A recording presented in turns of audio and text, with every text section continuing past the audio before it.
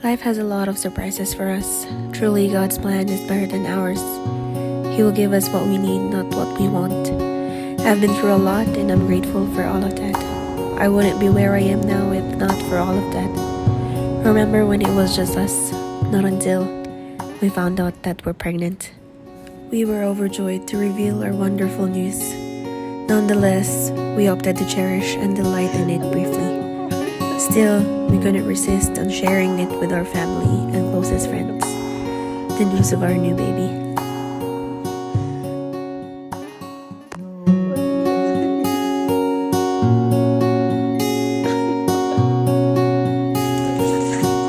Pa, lalo ka na. Bakit? Hindi ka ba happy?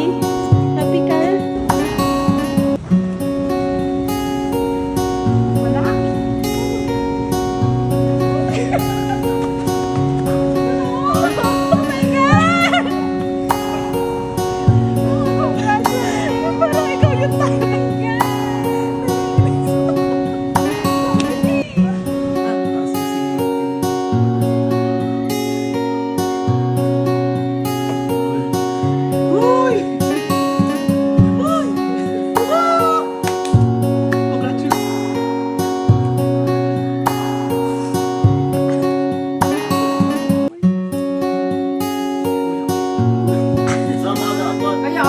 Say 1,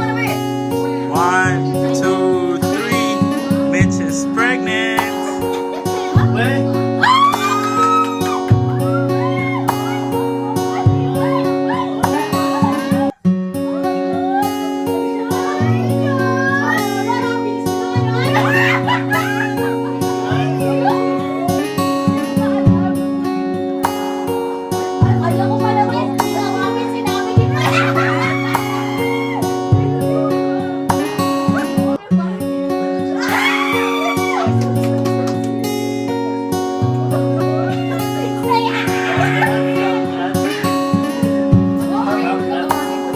Salamat, bro.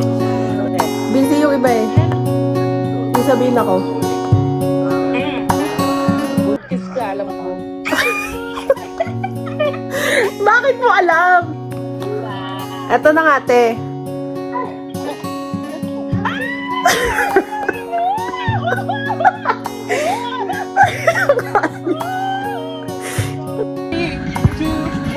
Go! Ilog. Ay,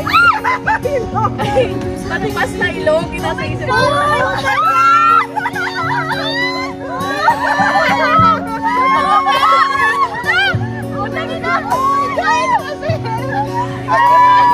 Ilog daw. Ilog. Anong sinabi mo? Matipas na ilog.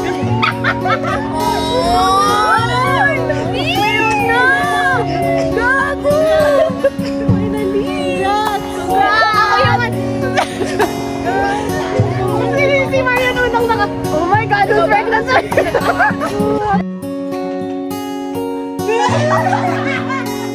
Mga bakla na ako na.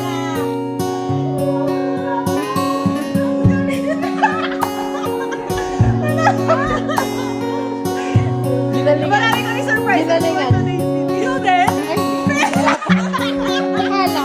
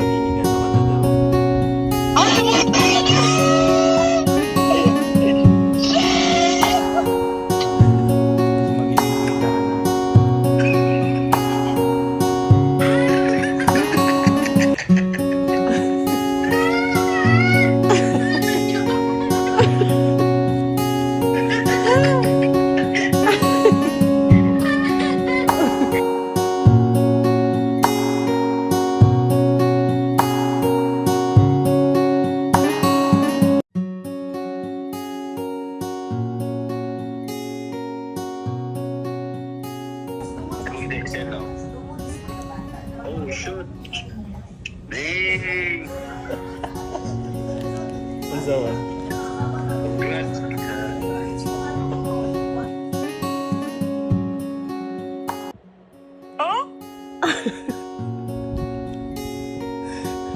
Sa'yo ko palang sinabi, huwag ka maingay.